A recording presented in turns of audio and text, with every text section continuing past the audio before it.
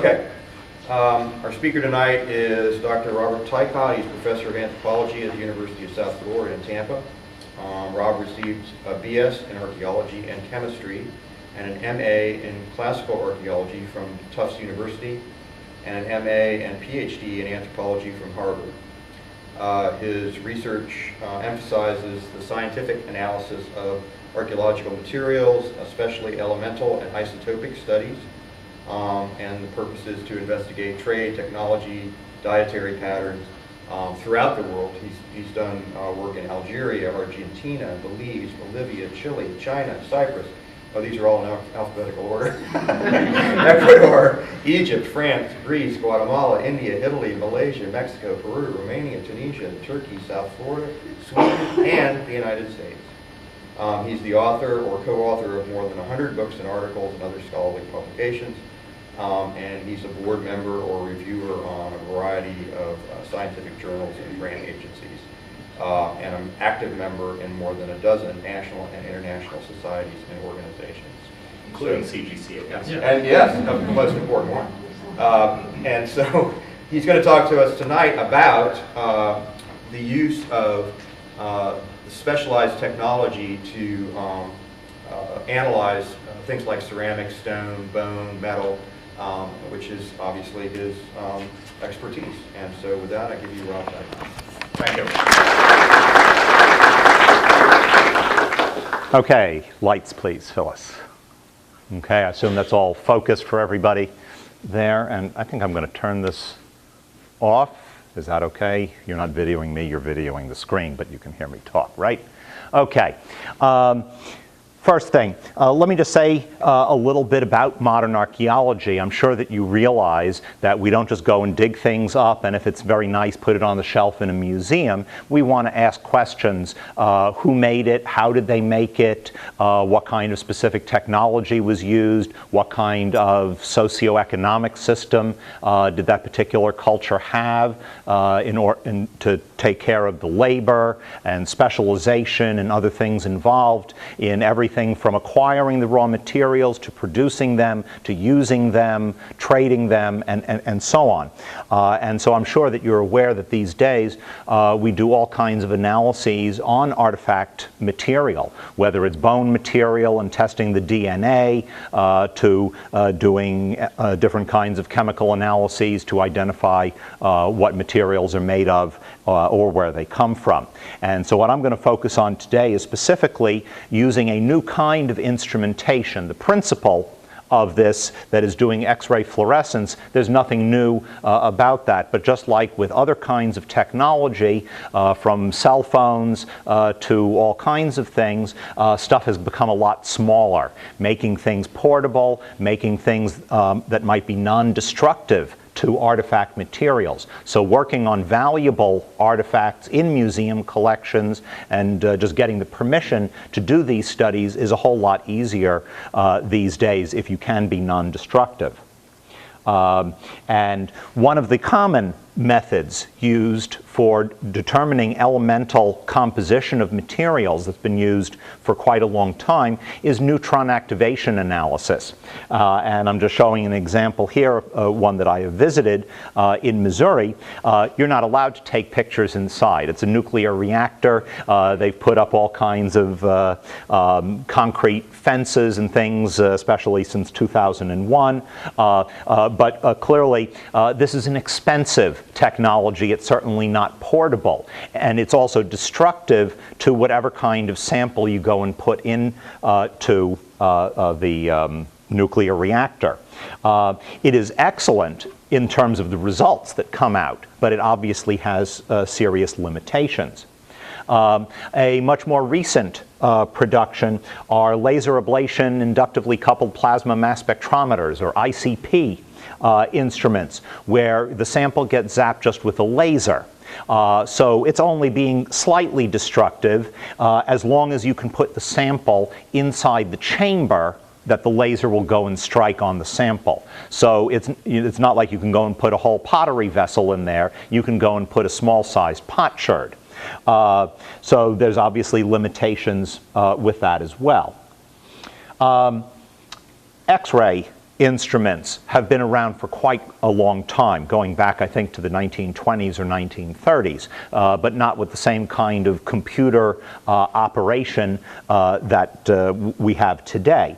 What you see in the upper left there is kind of like it's very similar to a scanning electron microscope. But it is dedicated for doing elemental analyses, so it's called an electron microprobe. But you basically put in a small sample, like these things over here. Each of these is an inch in diameter, and I've taken itty-bitty pieces of obsidian, put like 15 of them just on one of those little rings. So this is minimally destructive, but there are limitations. This kind of instrument will only get major elements, that is, things that are present in the sample being tested, let's say 0.5% or so. It's not going to get trace elements. And what I'm going to get into here is how important trace elements are to come up with chemical fingerprints for different materials. I'm sure you all know about DNA, and everybody's DNA is different, and you can easily go and tell, well, the DNA from a human compared with a dog and other animals. It's the same kind of thing when you're looking at multiple elements of things like obsidian. You have specific values for different sources. I'm also showing on the bottom half of this image X-ray fluorescence. This is a very similar technique to the electron microprobe in that what's being measured are the X-rays coming off from the sample. The difference with the X-ray fluorescence instrument is that it is capable of detecting the trace elements in the samples. And I'm going to get into a little more of the chemistry behind this a little bit later. But it's also an automated instrument. You can put, whatever, a couple of dozen or so samples that fit into these little chambers, go and hit the go button on the computer, go away, and come back later. But the instrument itself is obviously not portable. It has to be hooked up to a gas tank that has liquid nitrogen in there to make it very cold. And so there's clearly limitations on using these things. Something that also is quite obvious here is some of these instruments are very expensive. In fact, there aren't any cheap instruments out there. And the budget for archaeology compared to going and doing things for whatever the government dealing with DNA of criminals and so on, archaeologists don't have the same kind of funding as other areas of research. So besides whether your method is being destructive to artifacts, what it's going to cost, how long it's going to take to do the processing, these are all things that are important to consider before you get going with a particular research project. In this slide, I'm comparing the precision of the results of these three basic kinds of instruments, the laser ablation ICP-MS, the neutron activation system, and X-ray fluorescence for many of the different elements in the periodic table. And so what you can see is that different kinds of instruments are very good on some elements and not so good on other elements. So depending on what it is that you specifically want to test, you need to choose the proper instrument to begin with. And some kinds of studies are fairly easy. The first thing I'm going to show you is obsidian sourcing, the volcanic rock for which there's only certain kinds of volcanoes that produced obsidian, but you find obsidian artifacts far, far away, and we want to reconstruct ancient trade routes. This was the subject of my dissertation work. For obsidian, you don't need to look at very many elements because there are so few possibilities there. But if you want to look, let's say, at ceramics, well, there's a zillion clay sources, and yes, we may know about some of the local ones, but theoretically you could have pottery here in Florida that's coming from, I don't know, 30 out of the 50 states in the country or something like that. So knowing the limitations of different methods before you choose one over the other is important. I specifically got involved doing my dissertation work from the professor I had at Tufts, Miriam Balmuth, who was the American expert on archaeology in Sardinia, the large Italian island in the middle of the Mediterranean. And what you can see in the four big symbols here, these and those over there are the only obsidian sources in the Mediterranean. There's a couple up in the Czech Republic in Central Europe. So there's a limited number of sources. But all of these dots that you see all around are archaeological sites where obsidian has been found. So there's all kinds of questions about their trade and overall socioeconomic system, and quite obviously they must have had boats in order to get the obsidian from these islands to the mainland. There were probably other things being transported on those boats as well that we can't go and test or that aren't even preserved, things like food and fish, whatever.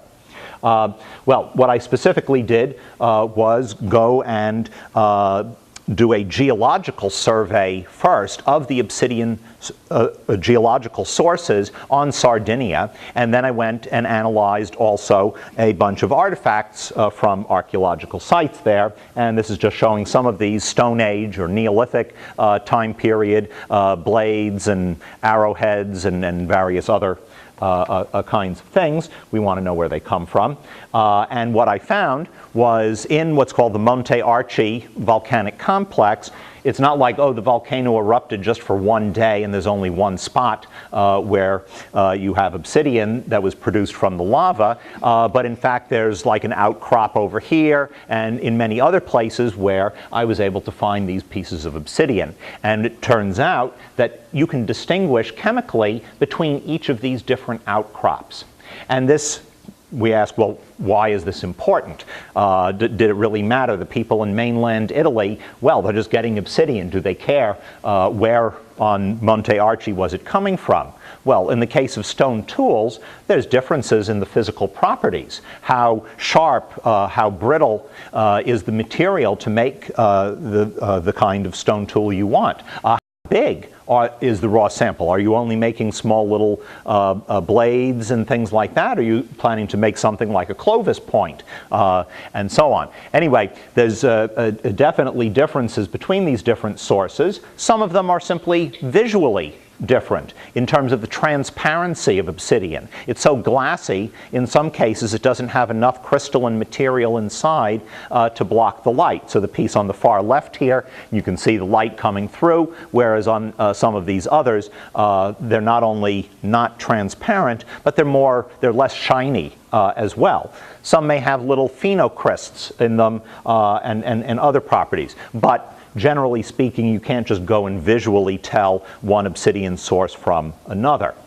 There's also some other basic kinds of analyses that are done, for example, density, measuring the weight and mass of samples. And, well, there's one kind from Pantelleria is very different from the others in the Mediterranean, and there's some differences as well. But again, you can't tell each source from itself.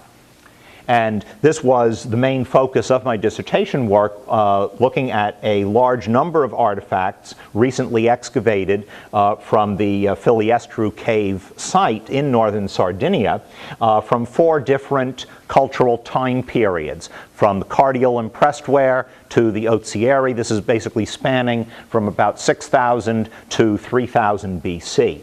And these numbers up on the top are the number of samples that I actually tested. So this is not, oh, I tested 3 pieces from this site, and 2 out of the 3 came from one source. And at this other site, I tested 3 pieces, but 2 came from the different source and 1 from the other. You realize that you can't say, oh, this source was more important at the one site compared with the other if you're only testing 3 samples. But what this demonstrates by looking at this large number is that the one source, what I call Sardinian C obsidian, becomes much more important over time, whereas the Sardinian B obsidian becomes less important.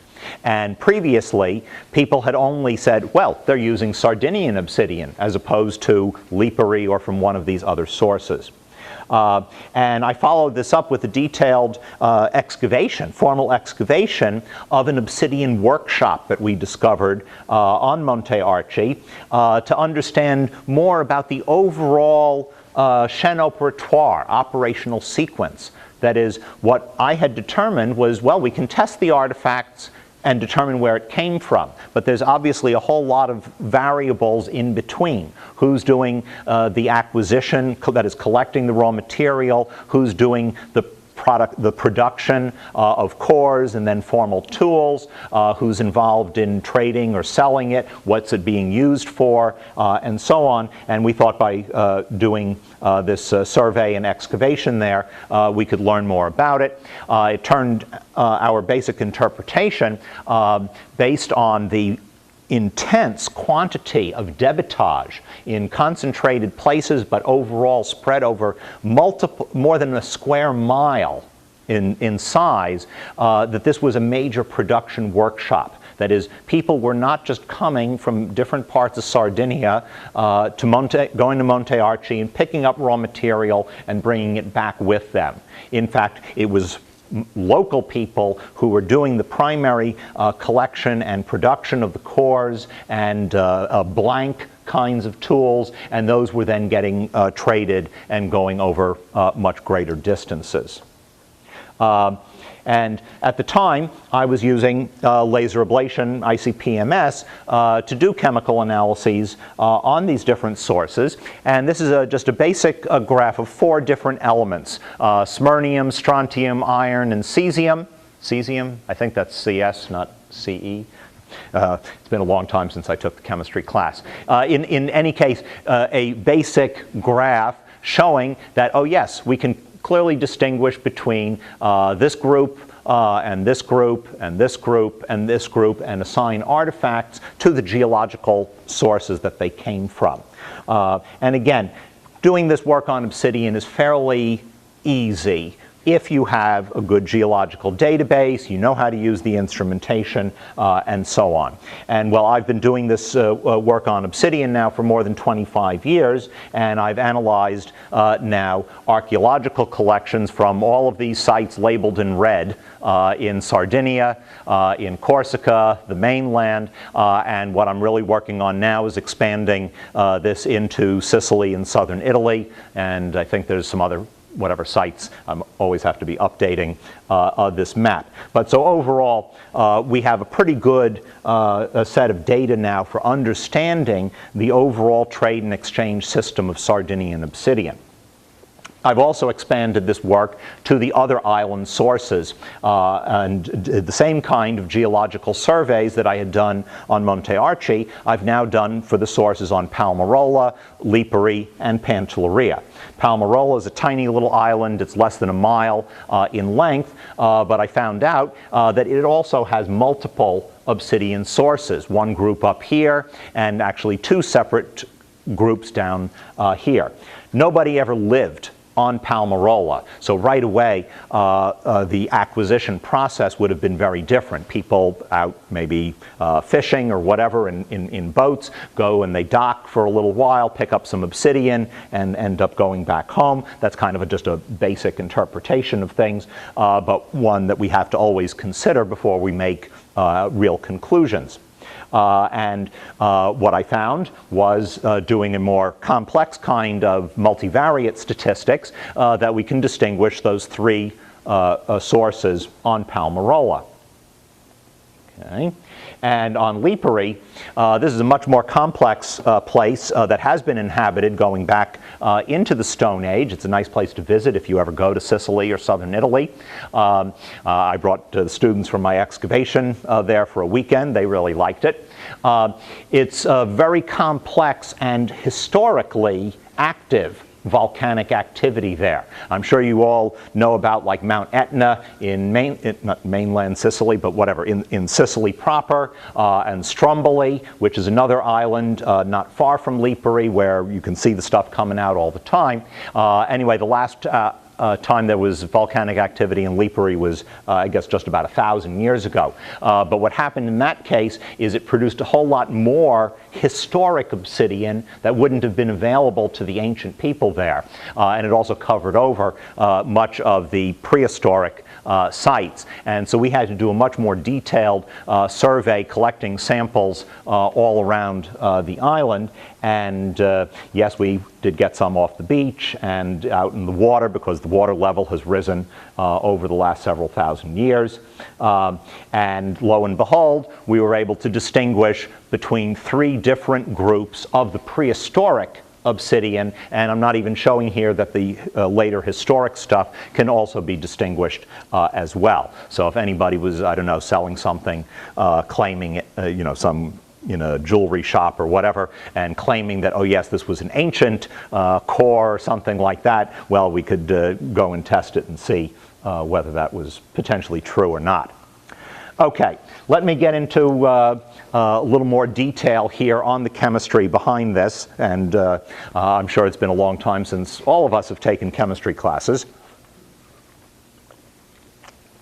But what I'm just showing you here is the periodic table of the elements, and I'm not going to get into too much detail on this, but one of the things with using an X-ray fluorescence spectrometer is you can't go and detect every single element in the periodic table. Okay? In particular, we are not going to get, well, just kind of forget about these elements that weren't even known about a long time ago, but the lower elements, things like hydrogen, boron, carbon, nitrogen, we're not collecting those at all. They're too low on the periodic table. And in fact, we can't even get major elements like sodium, magnesium, aluminum, silicon, and phosphorus unless we use a vacuum. This is because, and I'll show shortly, X-rays get absorbed by different things. And the air is simply enough to go and absorb the X-rays that would be coming from these elements here, unless we go and analyze our sample in a vacuum where there is no air to do the absorption. And there are some elements that are just better detectable than others. But in any case, let's say there are plenty of elements that can be used to determine the sources of obsidian or ceramics, to go and identify metals to see whether it's pure copper or is it bronze that has tin and maybe lead in it. Is it brass that would also have zinc, to go and test diamond rings, not diamond rings, sorry, gold rings, and really test if it is 18 karat. Maybe that's what they said it was, but it was really only 14 karat or something. There's many things that we can do with X-ray fluorescence. Now, how do X-rays work? Basically, yeah, this is really bringing us back to the basics of chemistry. This is an atom with the nucleus that has the protons and neutrons in there, and electrons going and spinning around the nucleus. If you zap your artifact with the right kind of signal, it's going to mess up the electrons that are in the ring spinning around there. In particular, if you zap it with X-rays, what it'll do is it'll knock one of these electrons out of its ring, and in place you'll get electrons from outer rings that go into that inner ring.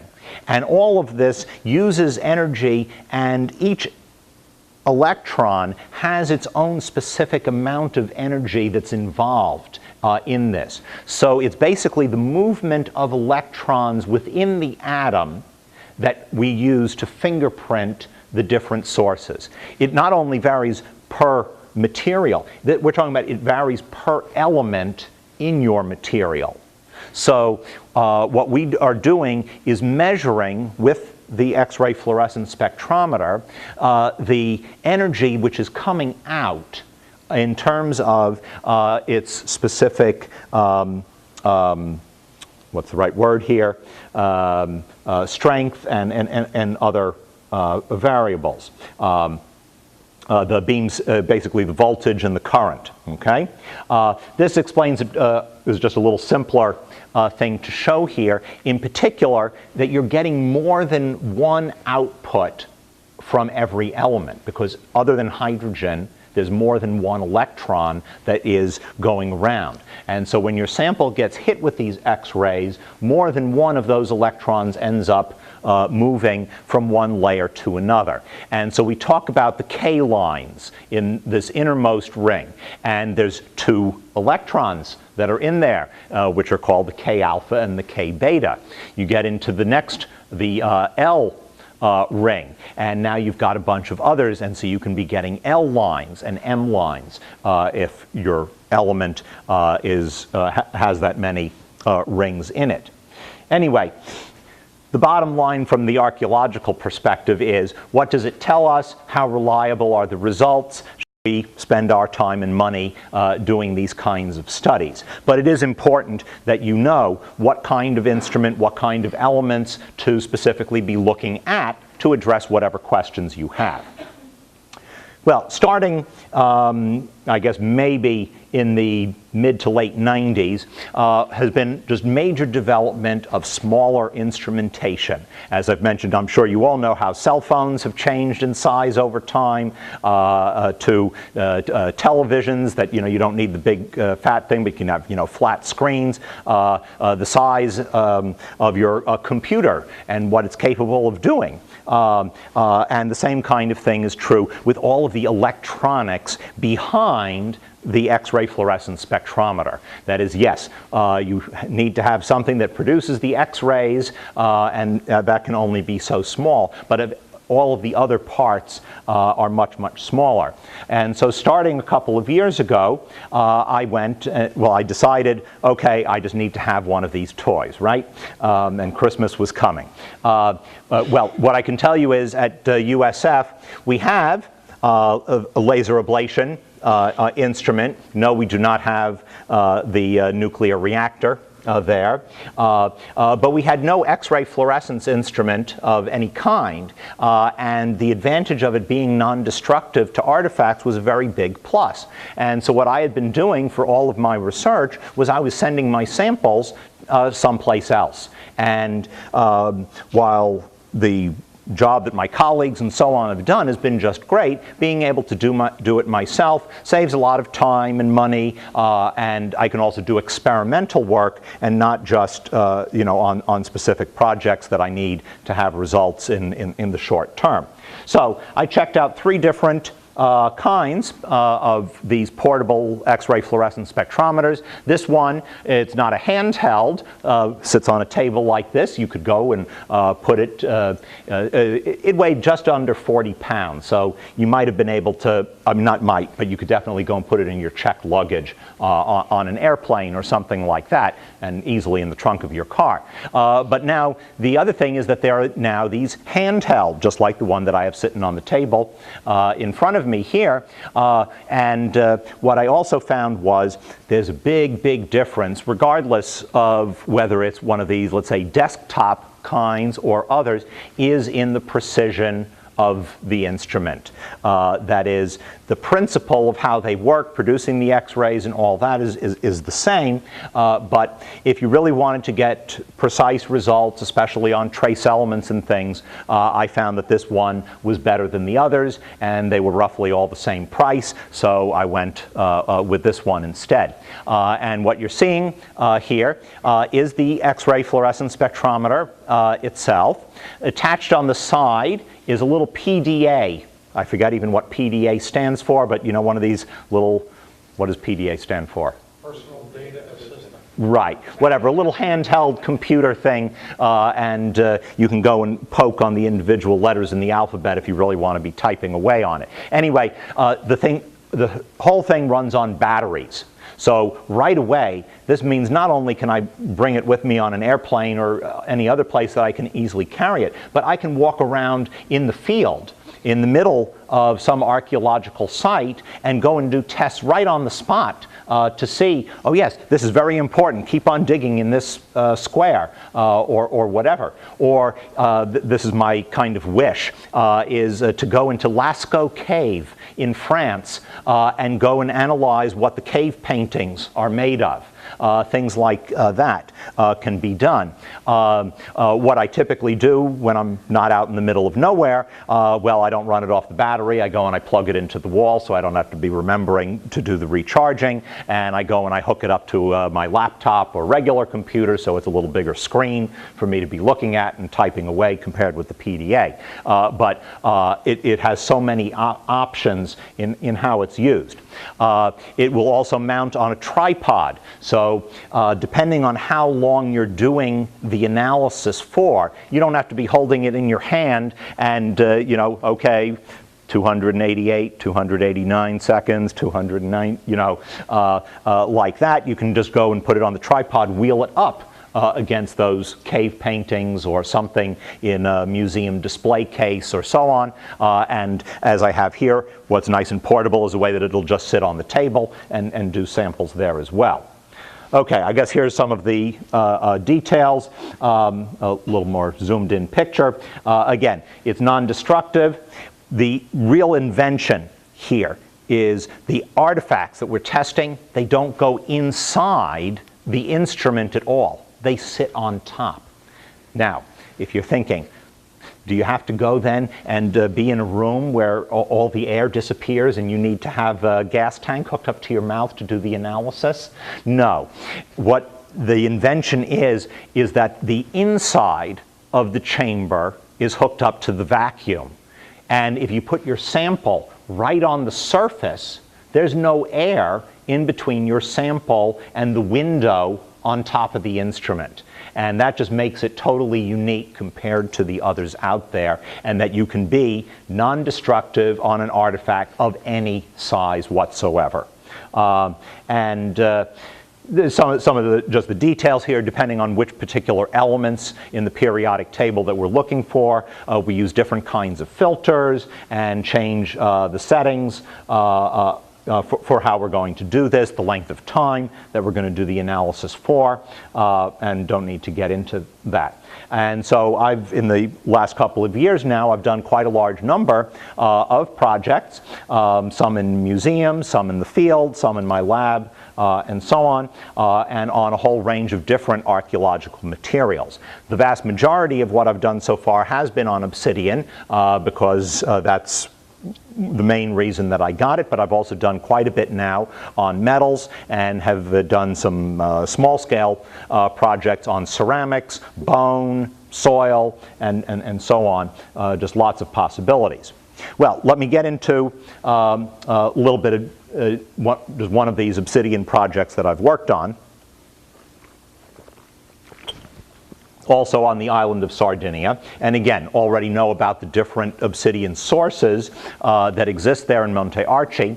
I went and I got a very large collection of artifacts from previous excavations and things, some of them a long time ago, all in the Pigarini Museum in Rome. And they come from about 15 total different sites in this central western part of Sardinia, and also these couple down here. And I already showed you the results from Filiestru Cave, and then Contra up here is a recently excavated open-air site. And just to show you again some of the visual differences that may be useful in looking at obsidian, trying to see if any of these you can really see how transparent some of them are. But let's say certainly some have these little phenocrysts in them. And what I found is, well, one of the sources in Sardinia doesn't have any phenocrysts, so you can rule that out right away simply by looking at some of these. But for the most part, you have to do the chemical analyses. And I actually did this on, 178 samples out of the total number that were excavated. And this is something that's always has been done in the past, is nobody has the time, the money, or whatever to do every single sample of whatever you find at an archaeological site. You come up with a statistically significant number so that you can go and compare. Well, do they have the same obsidian sources being used at Palmas Arborea as they do at Mese Arias or whatever other sites are being tested? I'm not exactly sure. Oh, I think this odd number of 178 is I wanted to do at least 10 samples from each individual site. In some cases, well, they only had 4 samples to begin with, so I did them all. But there was no reason for me to go and do all 154 coming from San Bartolomeo. And what we had there was 4 different stratigraphic layers at the site. So what I did was I took 10 samples from each of those 4 to see maybe if there was a chronological change in the use of the different sources. Just showing here what the basic graphs, and you probably can't read the fine print, but basically the elements that are in the sample are going to produce peaks, and those peaks actually can be turned into numbers, the actual percentage of the different elements in there. But what you can see is in one of these samples that we have a high rubidium relative to a low strontium peak. So just look at those two there compared to here where they're roughly even in amount. So we don't even really have to go and look at the numbers to tell that these are obsidian pieces coming from 2 different sources, and when I go and compare them with the geological samples, I can identify them specifically. And here I have gone and come up with the actual numbers for zirconium and strontium, simple XY plot that differentiates between those 3 source groups on Sardinia. And what is the bigger thing that I found is looking at all of these sites together, those that belong to the early Neolithic time period. Sure, they vary from site to site in the percentage of those A, B, and C subsources. And some of these are more samples than another, so one has to deal with the statistics. And so no, for just analyzing 10 samples from this site, do we really say, oh, they never used the type A obsidian? No, just didn't happen to be necessarily within the 10 samples. But look at the bigger difference here in that all 3 sources are basically being used in the early Neolithic. Here we are now in the late Neolithic. Same colors. What you see is that the Sardinian B obsidian in the yellow has become rare. Going back to the previous one, Sardinian B was one of the major sources earlier on. And now in the later period, at all of these different sites in Sardinia, that source B is no longer used, and we have the same thing in Corsica, the island immediately north of Sardinia. So there is some kind of socioeconomic change over time, and it's not because they used up all of the Sardinia B obsidian and that there wasn't any more for them to use. It most likely had to do with the increased political organization over access to these natural resources, where they went and established these workshops and things for major production and trade, and for some reasons I won't get into here, but the particular location of the source and so on, that it turned out SB was just not good for the economy, and so was not used very much anymore. So that illustrates why it's important to really identify the specific source of materials and not just, oh, well, people in Sardinia, they got their obsidian from Monte Arci. We see some real patterns in there. This other site that I showed, Contraguda, it's an open air site, whereas most other Neolithic sites that are found tend to be in caves and rock shelters and things where you've got the preservation of things, and they hadn't gone and made architecture and stuff in the open areas. Well, at Contraguda, they had multiple dwellings and so on, and what we were able to do in this particular case was I went and took samples in a very large number, 246, coming from different areas within the site and even within Area 3 from 4 specific contexts as well, to see if there was any difference from one part of the site to the other. And if you think about it, if you had specialists, somebody who really knew how to flake stone tools and they lived in one house, well, you're going to have theoretically a whole lot more debitage and things near that house than at the house of some of the users, and that what you're going to have is left behind at the users' houses will be actual tools that maybe have gotten broken or dull and so on, whereas in the producer's house you're going to have the debitage and other things there as well. I'm still working on the interpretations here, but clearly, and again, using as many samples as I could, it seems that we do have places where they may have been specifically selecting one of these kinds of obsidian, maybe the more glassy, sharper kind, compared with the duller, opaque kind for the particular kinds of materials that they were going to use the obsidian for cutting or so on. So by being able to analyze such a large number of samples at a relatively modest price can really get into questions that you just can't address. And of course, this was entirely non-destructive to all these objects. I mentioned, I think, the operational sequence before, the chaîne opératoire, and I just always like to show this chain link thing from, well, acquisition. This is the geological source that the material came from, and this is the archaeological place that we've excavated and found these objects. But there's all of this stuff going on in between, from reducing the raw material to make cores, production of the finished artifacts, various transport and exchange going on in between. What's it used for? Is it maybe resharpened, used for something else? No, the XRF instrument by itself is not going to go and answer all of these questions, but it does provide a lot of data that you really can get into these things.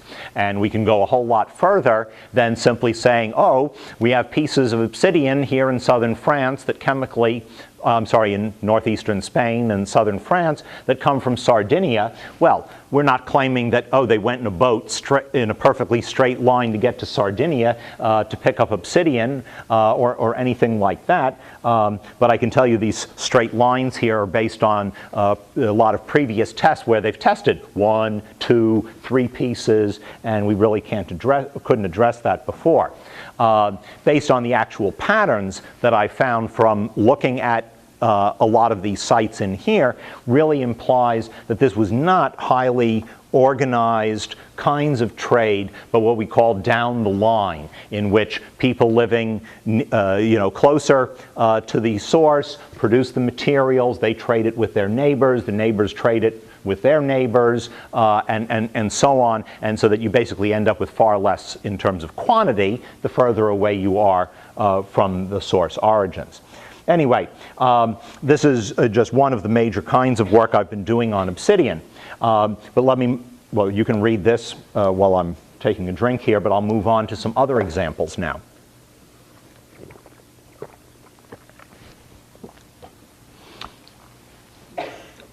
In all kinds of scientific projects, you need to have a specific purpose to justify not just spending the time and money doing on this, but organizing your project so that you can really address the questions that you have. It's not just, oh, let's zap this sample and see what we can find out. That's just not a good way to approach things. We need to know, well, if we're trying to source obsidian or ceramics or other things, which elements do we want to go and analyze? Do we think that, oh, if we go test the uranium, that's going to tell us things about the different sources? You just have to understand what kind of questions and what kinds of analyses can go and address those questions. If we're talking about sourcing, you want to have some samples from the possible sources. When Colin Renfrew and colleagues back in the early 1960s started doing obsidian work, they hadn't gone and tested geological samples. What they did was they went and got some artifacts right out of the Asmolean Museum that had come from various finds and things over who knows how many decades, and they went just and zapped some to see, oh, can you tell one from the other? Well, you can say, well, it doesn't come from this source, but what source does it come from? And so, again, that's what a lot of my work really went and expanded on that by looking at the geological sources first. One thing to keep in mind here, particularly with the X-ray fluorescence analysis, is it's only measuring what the composition is on the surface of whatever material is tested. I'm sure hopefully everybody in the room here has gone to the dentist at some point in your life and they went and did an x-ray on your teeth. Well, they're coming up with a picture. And in the case of teeth, it's organic material. The x-rays can penetrate much further in than if you're going and doing the x-rays on a rock or a piece of metal or something like that. Well, if we're testing things like obsidian, there's no difference in the chemical composition between the surface and the interior, assuming that you've cleaned the artifact enough after excavating it, in the ground. But if you're testing ceramics, it largely depends on how they actually made the vessel. Does it have some a slip on the surface or paint on the outside or things like that? So it all depends on what part of the ceramic you'd actually want to test.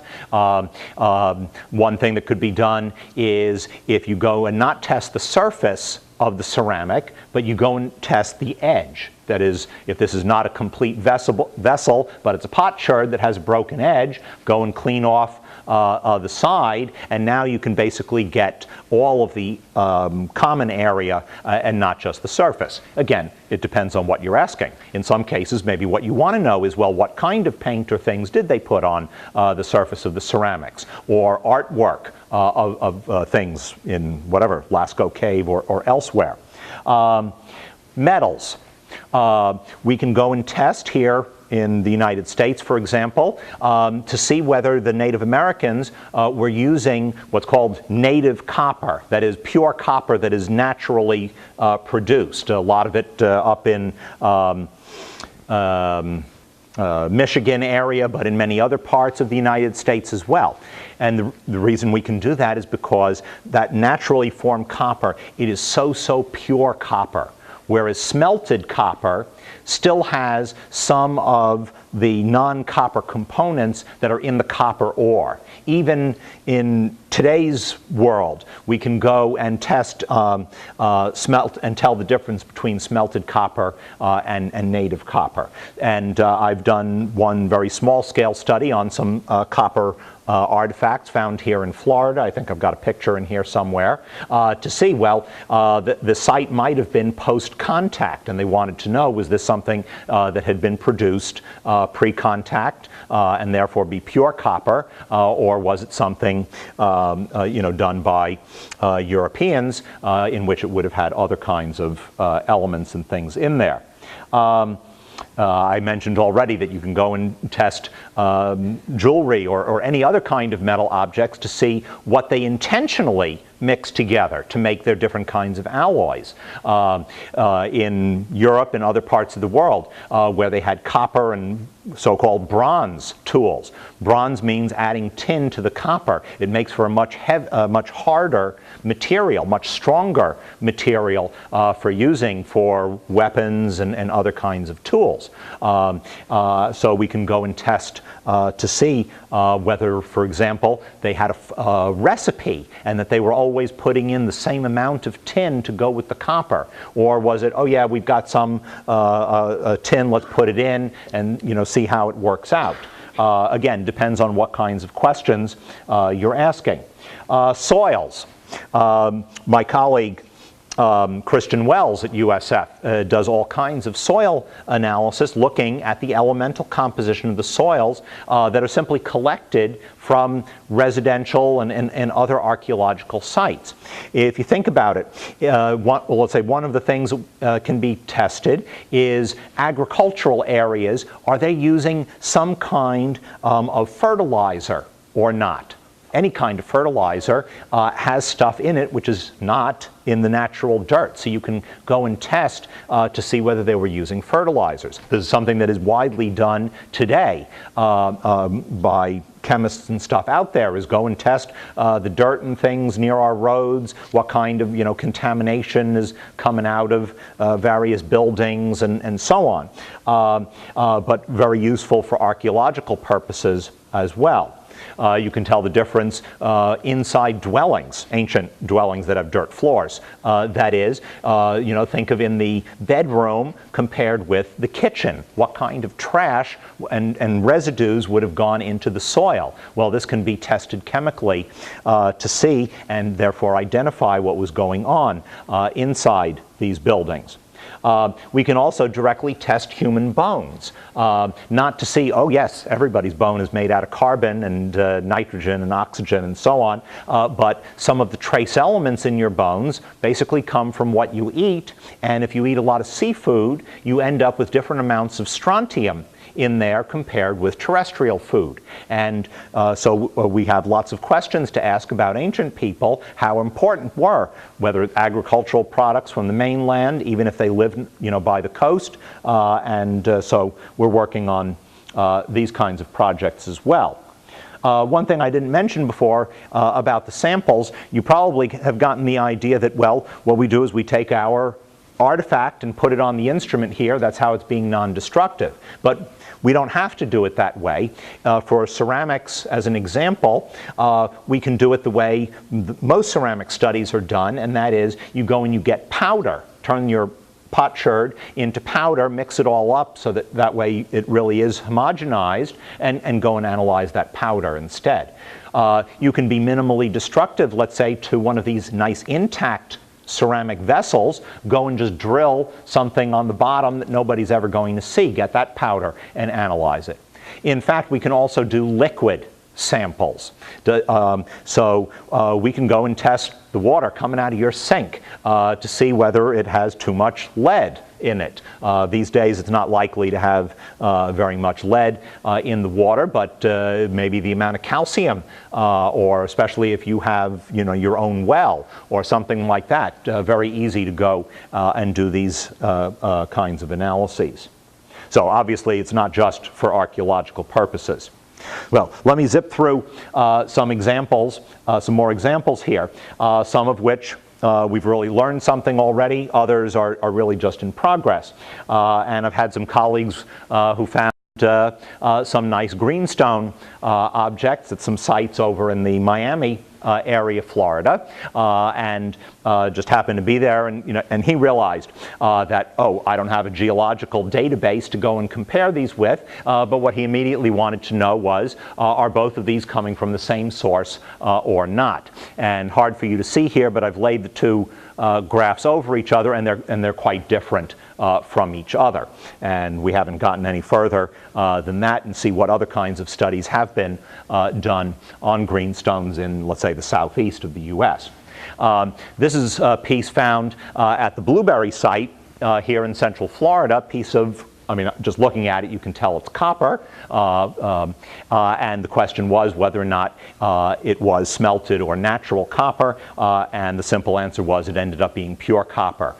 So no question that this was native copper, and most likely, therefore, from pre-contact time periods. I've been doing again, a pilot project with Tom Placan on ceramics from Florida and Georgia, again, hard to see here, but just looking at, it's not the amount of iron that you have in the clay material, but looking at some of the trace elements, and so we have a difference in the amount of strontium and zirconium that you can just see here in the graphs. Of course, I don't use this, I go and turn it into the actual numbers, the parts per million of these different trace elements, and we're going to do far more work to see. But he has a very specific hypothesis that we're testing here, that is thinking that one of the kinds of ceramics found at his site are locally made, whereas one of the other kinds of ceramics are imports coming from a non-local source. Soil samples, again, I've already really explained this, but in soil there's a whole range of elements that can be measured and stuff in there. Okay.